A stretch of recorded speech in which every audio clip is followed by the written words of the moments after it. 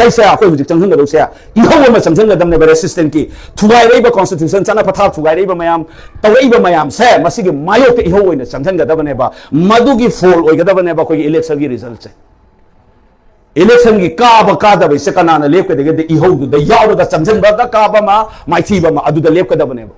अदु नतदने से हौबदगे मादी पैसा पाइदे मा पैसा क्या लगे हुजिक मयाम हाइगे हुजिक ठिकादा पैसा पाइबम चने बा सिंगा मैदा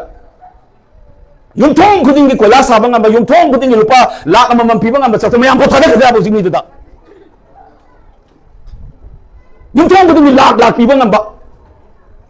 युम सुमाइना खितंग मन बबो लोइना सागे बा पैसा पाइबम थोक गदा सिंगा मै प्रजा दैना हमदो से will you won't for that person मयाम को थादे गदा बि मीदु गिदा हुजिक सिने को नुजिक थेना दुजे लाना जे काइनो पोसे कारिनो म चेंगम चंगे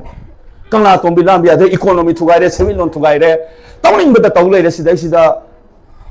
कन्नन इहो म चंगजन बगी मुहूर्त खोइना वोट वोट वोट एन सिदा कोला साना पैसा येना मा पैसा पाइ ब्रमादि अदु इंगोंद थिलेन तौले गदी अखोइनी इमा लेपाक मणिपुर इन खाली से कराइ द खाली no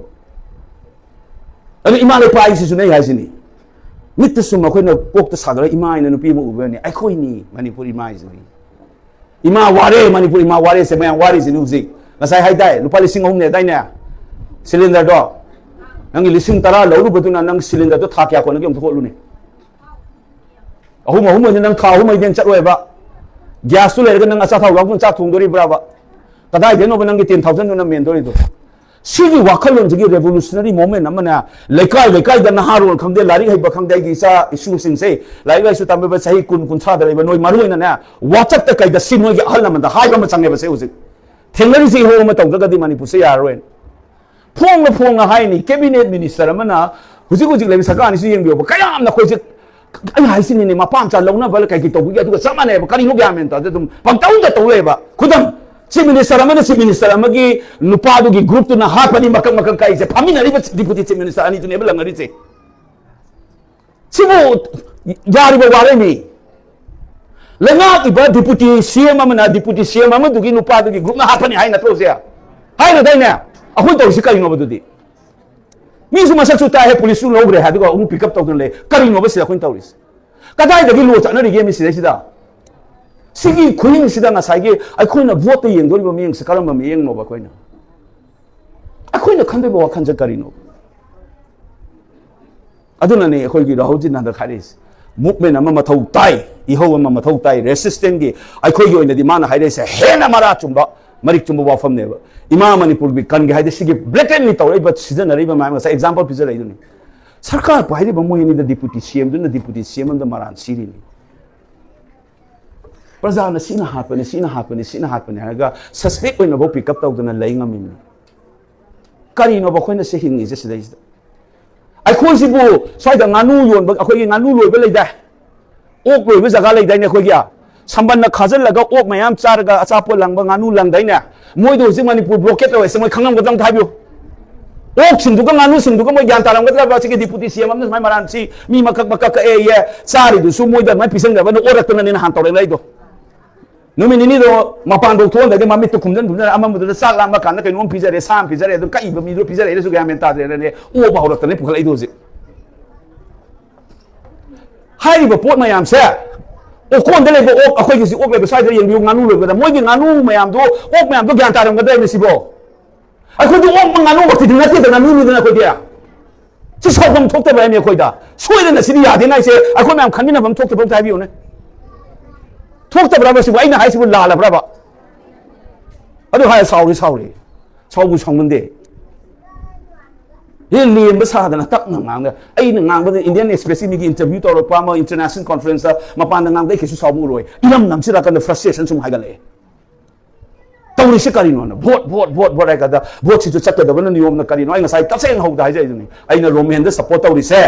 singjamai praja ge yenga nate ma ge wingam sage yenga to nate ba ima le pak mani sugi aha ma khongjang dai ge khongjal loi changmin ga da ba natraga ai khoi na sakha ga su madu makha chalo na hope ai da masa masu de yeng da na asa ge dang to bu ya ba mi thirak pa da na ai romen jaman na lojab gi na ai supporter jai jai atai gi nate ba yi sigi pose khoi khanmin ra ga thabak to mina bam changi aduna chum na ge nga ki oi jo oi thak ge nga khoi vote to da ba nate ado ai na phana hai bai wani sumaina mamai je WhatsApp na chappa thamakan 6 months kan da phat chat pa da batang kong khale do adu tawra kan esu kok tasum khale ba mis pakan da khalaga hing tum ya da bi dei taw gisi kari no smai chalang ha mu ping ping ngang ni am su khalin myam ngang ro kan gari min phom khala khini ai ngang mi du sen su thong gidra ne khalini se taw ri bu kari no de kang om nai bu nuksi ba including halaman sing ai ga sam for example filmmaker ibu na sayam su ni nang loin chung ngam ponte bu nang taw bu ya ba taw re na nang su kai no khara po thao meditation taw pakan kan nang loin taw ngam ponte bu kui de lai na le ram ni khoi gi si ni na ai bu nuksi ba halaman sing de hai do achigi level che akhoi ta khansi maya ai nga sai nupi gi hong ma u da ba ya roi pak chai chai nu sia ro duna madu khanga kan da na nupi oigera nupa oigera maram dam mafurup nuksi bai se lo yaw ni akhoi da gyan tan mam changi bai khoi da akhoi na lei phibam che phagi na te bosik lei se nowhere in India valley park sin da pithibhi da bosi sum thok thok te ba constitution lei le na cha chan da bi da lei ngamai ni blatant ni CM deputy CM ani gi conflict to hoji lunga de nimit ta bo nupi kangbu ma muk ta kapale hori bosi ba sondana hoji gari thobu da di moi escort ta gi kari de lo yaw ngani yaning ma CM deputy CM home minister se sa hau ba chang ngani table phajaba tharam ngani paisa crore da wari saram ngani lising da saramoi crore gi wari tar ngani security sifai ai gi police maina moina dama am pu chalam ngani tawning do se swayam pira ga thabak hap ko kal farsona kan se kappa ga sidai je mapuro bi makak ta le ga se kappa da khumpak to ma war ga le hori ba sa moi da changam no man bra moi da changu ai na mon chala ka sina akhoi da chang da ba ne ba ma sei Sumaino wa Manipur da yum kuntra mari ni hujing macha masu kadai chakar ge gyan ta da lei ju ko hek ne paisa lupa lising tara ura ba phayen turen che khala dina ai wang hai jage nangi linthoi ngambi ga hemjin na ngang ni mami sumai yeng mam lei da ma nok khum te sidi no pi ro ko ni tumam dai de yeng sumai on khala yeng isa no pi le di mase linthoi ngami se isa no pi ro de kamai ko masa kamai silang ngania mi ta sum thaga lo ba masam fo da phani ek ko ma ka pa mayam da phaw ngam re ngo ba madu phaw ma mama pa to ne bo si pho mum sa hong kam mo des madai da khoi na bot ni tu ni to ge se kai no ba masa nu pa do video thadro ga lukham do dai de singai ba na kalam nu mai na bang ka ba kom de mai kaw ta gi do photo do yeng do ga na lising tara lo ge da BJP de support to ge do madu da bo lo ba na ma din ai khuram de he sang na adu nam na bo na bam change ba khoi da adu na ne hai se kanin ba party ka sunu kalam mi na ka ne handa vote Manipur gi ima da singna rai ba sa miyam da singna rai ba usita ho ge ta masida resistance madu bu lanthing na gi ho ma gi khongsang changchan ba mi madu gi mahut chilaga pajamyam singna chatlaga madu habiu akoi roman se madu gi lan memo henji habiu ba ma thalaga singna mai ka semak pa du ma san sem do le mani adu da base wi ganu ima le bakse kanna bugina lan from the thousand badane amuk tamamang thara changan ji masi bi se Oja Bimol hoga pula laga amuk ta jina ko yam da sum mari manga da pula kai dongam ge sam ta taw ngam re yeng ge sa uche na mayam to khombi ba ina hay ka do ai na hay zem da ai ta di sam le parliament da na uti ge ai office na ko mi chahi ani ai tang kuma da fa do re wasak lo ba ngarang su rajnung to ma mai na moi ge khoi journalist ni interview to ma kai de thiru khangde IDP ge ino recommendation pi ba so ro ngani ozana yaw committee ni hai ngamai ni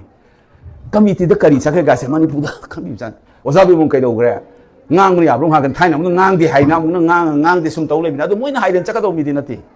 ngang ning da ngang no na lai gi mi ni Oja je hai ge ra masidi ok ta number 1 ni masida du ni hai ge ra maduna ingon do hong da ma ta aina taw da ba thabak aina firep lo changak pa sa ai gi isas da mi hun holi ge dum taw na bai hona ga ne bai di chini ai ngam da jani gese mase ai khatan phaw ya ro bese angau ta ne akhoi pulap phangmi na bam change ba masi feeling se aduna nai na je ma ngose na ngang jani ba linthoi ngam bi ning chang bi o hem jing chang bi lu kham da ka pe ba video phato ngo ya ra ga di singa mai dei ro men da hai jage bus ama wai ra ga na jenim sel lai ri pha khoi gi li hang mai gi chin ni che ma kapal he ri do ngahak tang chak mi na kabu ngahak cha supi ra ga lafu ta singa mai gi nupi te mama hayang chale ayo ba ai amu na ba la ke ba du nupi kang bu da singa mai gi ayo amu sa sapiru choba anak ka bane ba ni na tona na te ko so lai rim ta habiru choba chalaga chini solidarity is wa ngang mana ya roi you have to show it by action chalu ni dunai masigi thamoi sengba commitment yaw na rajniti ne to bogi matam do madu loire madu loiba mathau tai na taga di Manipur lukani akhoi pulap lukani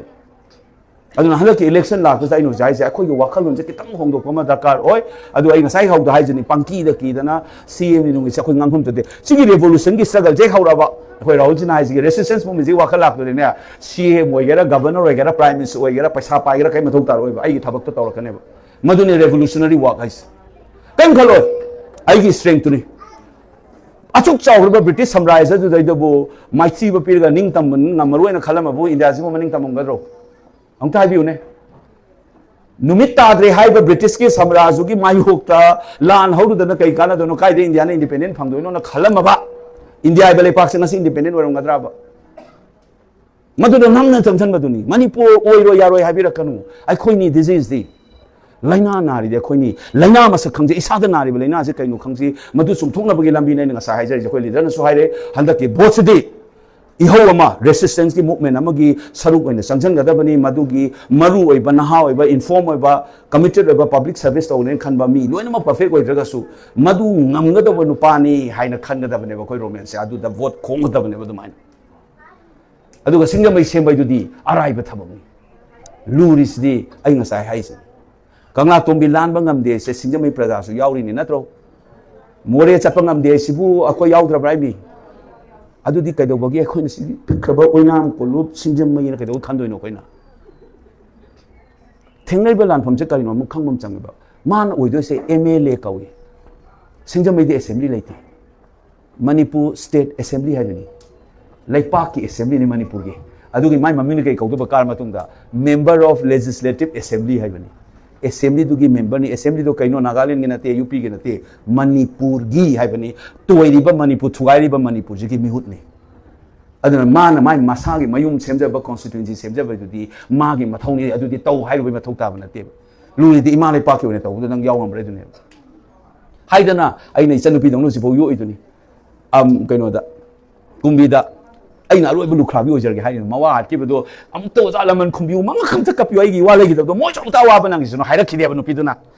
mi gi khala hai ba ho ra ba ne ba ai na loi bu khrabi o jerge ai se do na han su liang mi no pi ma kap pe ba ai mon da pang ngong pa le ba cha ma nai mang pha ma du cha ba hai ga le ba ai mon da hu ji thoi se mi mon da am ta tho la no za za nang la hai na thar ko ni hai ni liang mi no pi na record le si gi wa khalon je ne no pi da ngam ra ne mai no pa si ra ba ka a le ri do adugi penda budugi marak tu dama ngang ini baingon haling main piduna cak mana bane promote ngang hidu baingon da ai na roi bulu khabi ojar ge hai ne sisu ai mon da thoi sa amuk to atopam da thok na bang ta sinbi wai dai ne ba adugi wakhalon du na lising tara lo gi dai me aduni lai pak ning ba sin na ma hai aman taw ga di ai hai sin yum mak ta sare kon gi khongban lai budu na kan ga ai di lai kai gi se heng mi su yam chal la ko khongban ji chak thok to di bera taw to mari mo fut amara ni ran jal sawe hai ba mai tai ka ya yaw ge ne khoi marak ta 정철 그 뭐 딱 빌라도 하고로 해야 누가 싱따도 디 서로 타다고 하이번 뭐 강문이 거지 시기 와클론 제 거좀 독금 짱해 나트르디 메아네 오자 비몰 자마이네 해 가지도 칼 피가 야로이 데모크레시데 오자 비몰 라인 우라바 이라봇 기 사이원이 가마양 기 위스키 와니 미 아무나 첸부 야부자 나테 앙아우 타니 쿠이로이 소 앙아우 타라니 우지 다 하우람니 기땅 하르가 뭐 떠리나 아이네 yam nongning mam tam jage ko sum khali nai sum chahi ni sujala ko ai khangale wa khanyam khangale ai jan jinga nang yam khangale taw no illegal immigrant pande atu pande ata pande na NRC gi wa ma duk chum na ngai no phairing turing hek tawra I adagi aina wasak lo se handaki lai bajun kumanga se chahi ani sudone formally MP was ai program ma sam tawga tawri nga kai debate hon gen sili ho je mapan gi pichibi ya fa economic sam sai na tawri ho je ai ge university mita mayam na television na yam toy no economic sa fa no pa mo sik la kane ba ma ga si intellectual ko khoi manipur gi sen milon je kai de kai to na ma gi discussion na cham join sili ba ko asumai na akhoi wakhan je kamai na khalan ga de gi kamai chum thok de khal aduna aina tha ama ma khai pha de ngai de ni tang kumanga june 2024 dai no wasak lo re July August ki tang taret thama ma khai bo phadri bai ni MP oi ba YouTube ta su lai ri du oi da tom chahi amani do ingon da dum television da sungang meeting sungang tongam ni bimol na illegal immigrant pandena on the floor of the house Lok Sabha gi floor da aina angraji ni tawbudi ngangi do foreign elements and illegal immigrants along with the divisive forces in the state has created havoc in my state Maitaironda handokana mitop ka namfu da changchalak miran chamayam ga to khai taning ba Manipur gi khaibung taning ba kangbu ga manar ga Manipur se kang khong sai hele na ina haiba ko aduna foreigner na kanana tuno haiba ma khandok pa ma thau tai se August ki tang 3 2024 tha ani phadi na gi mamang da lok sabha da ngangi bu nupa se television da bimol na illegal immigrant pande adu pande ting tong bang phong eno jik podum tawrni adu da naina noi Kishore Kumar se me so haidu कुछ तो लोग कहेंगे लोगों का काम है कहना छोड़ो बेकार की बातें आई हाय नहीं वो सीधा नहीं सीधा जाऊं नोई ना अकाम पेट नांगे रा आई ना तो उधर लेफंग ब्राउन तीये के बनोय आई ना तो दिन संग पथा से नलिन ले दे उनके लेफल बनो ने सीधा गेरा प्रेस कॉन्फ्रेंस वगैरह I want the physical threat वगैरह ताउनिंग मत ताउ आई नो सिफो ngang रुमई थिंगम के देना रिकॉर्ड ले होरम ने 18 लोक सभा के हाइन वॉल्यूम पुथोर प मतम दा आई ना फ्लोर द करी नांगम में से लोन लियाव ले दम नि स्टैंडिंग कमिटी दा आई ना मणिपुर की करी इलमी National media da ina kari hairam ya sa mo yi aisin men gam bro wati ngang ba khakni mo ngam do ba si commitment jaw ba mi thi bi kendra khudin bakta adu da ni aina khoi naw seng he hairis ibani wari am toin sai hais madu tor ka do ba mi gi manung da ina khut thek ba yaw da oinam roman from Singjam is one of them aduna mayam da ina magi mai aisane magi amut khombi khoma matam da na Singjam mai khata khombi gonu haije imale pa ki lan thing chang da ngam na do ba mi masigi mi se haina haira ga to bi o thabak to adu kanda da ne khoi na hong bo ra ka dois madu da dinang CM oi gera amma oi gera mata om ta tar ro adu madu gi hek mo to da chang da na Singjam mai da kayam toin ai la ki yang bi ai vote khom ba vote manung da madu yarak ta ba paisa na kai na to ka to ba da ai adu kendra da na ai gi party fan oi ai di da toin chang ne lepe be puling da Thamoi chin na hat to ko jaga du da dina I heart and soul aina mang ise moi mari manga khakang yaw birak pa na hum khan doi sida moi mari manga khakang yaw birak pa then the change asang balam sang malam bi ma chap se khongka ma de hoi hainai dai na one step begins the journey haidana panthung yaw na ba chat balam bi asang do khongka ma thang ba sang gidra adumai ta na mang ise moi ani ahum khakang sumaina committed to changa kan da karak pasine me no jaina mang ga ngai se 27 da then madula ko de dinga si lei bo sidai se tumin mina pham chelu ta kain thok to bai type lei ngami se sungya ya ro ba mi ani hum na ne Manipur assembly na thil la ga khonga ga laura kani Manipur miyam punam bu makeup thon ngam magi adungi leadership yaw kani se madu da ni Manipur honga ka doi se madu hong da du masana yaw jara da bo ne ba Singjam mai hong adugi meaning ase phone naim sini party na ticket pirak poisno makoi pirakani su khale aduna masi mayam changna sigi wakhalon jaga loina na amukta changjan minasi awan ba Manipur ma pur minasi haiba se hajar ga iswa sum tenjan jarge amukka pen laujram ge ngasi khoi rumen ge sumang na Manipur imana le bagna Manipur imana ya minasi thank you